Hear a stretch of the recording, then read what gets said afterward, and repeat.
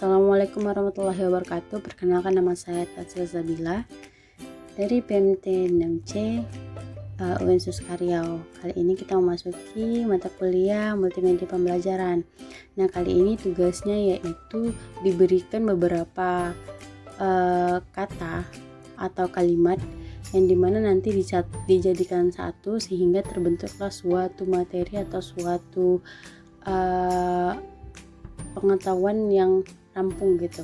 Nah, kali ini adapun kata-kata tersebut yang sudah saya susun. Yang pertama, kita masuk penjelasan. Oke, penjelasan yang pertama yaitu mengenai makna multimedia sebelum tahun 1980. Nah, makna multimedia sebelum tahun 1980 itu dimana merupakan kumpulan dari berbagai peralatan media berbeda yang digunakan untuk menyajikan materi pelajaran, misalnya tulisan, grafik, gambar dalam kertas karton yang ditempelkan di dinding. Nah, kemudian makna multimedia setelah tahun 1980, di mana penyampaian informasinya itu lebih secara interaktif dan integrasi yang mencakup teks, gambar, suara, video atau animasi. Nah, di sini ada perkembangan di mana berbentuk gambar, suara, video atau animasi.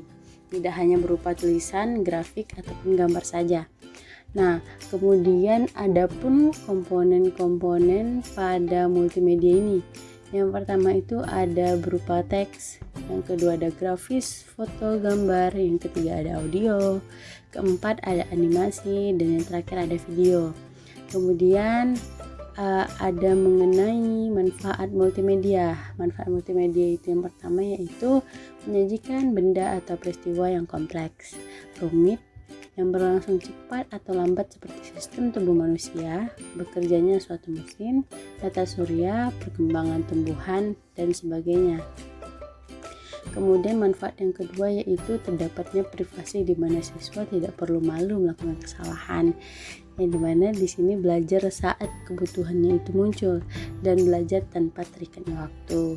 Kemudian memperbesar benda kecil yang tidak tangkap oleh mata atau memperkecil benda yang sangat besar yang tidak mungkin dihadirkan di sekolah. Kemudian menyajikan benda atau peristiwa yang jauh atau berbahaya.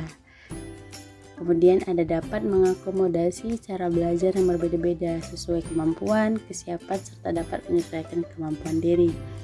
Kemudian penjelasan yang terakhir ini nih, poinnya itu mengenai pembagian multimedia berdasarkan penyajian multimedia.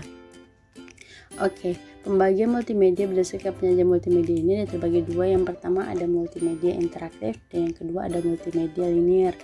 Nah, pada multimedia linear ini yaitu multimedia yang tidak dilengkapi dengan alat pengontrol apapun yang dapat dioperasikan oleh penggunanya. Kemudian ada multimedia interaktif. Nah, multimedia interaktif ini merupakan multimedia yang dilengkapi dengan pengontrol yang dapat dioperasikan oleh pengguna sehingga pengguna dapat memilih apa yang dikehendaki untuk proses selanjutnya. Nah, pada multimedia interaktif ini ada terbagi juga yaitu multimedia interaktif hierarki dan multimedia interaktif non-linear. Nah, untuk multimedia interaktif hierarki ini di mana pemakai itu atau pengguna itu memiliki pilihan yang dimana pilihan-pilihannya itu merupakan topik-topik yang dapat dibagi menjadi subtopik yang lebih spesifiknya lagi. Kemudian untuk multimedia interaktif non-linear di sini memungkinkan di mana pengguna atau pemakai untuk bebas bergerak dalam melihat isi materi dengan cara berinteraksi. Nah, pengguna juga dapat bergerak bebas ke materi manapun. Lalu ada pembagian multimedia interaktif ini. Yang pertama ada level interaktivitasnya. Yang pertama ada navigasi video, navigasi audio, dan kontrol animasi.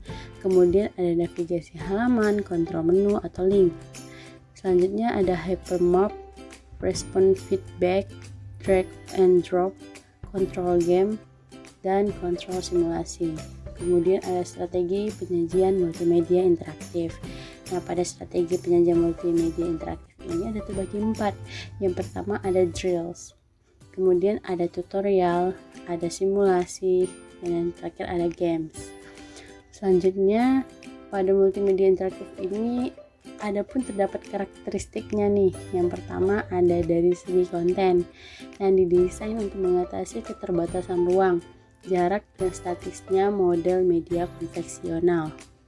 Kemudian bersifat mandiri, dalam artian produk tersebut dijalankan berbasis komputer sebagai titik pusat dalam proses pembelajaran.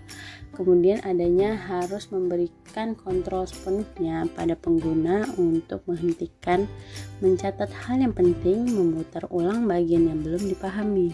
Dan yang terakhir ada interaktivitas, memberikan kesempatan berinteraksi langsung dengan media dengan bantuan keyboard, mouse, sentuhan pada layar atas, bentuk yang lainnya.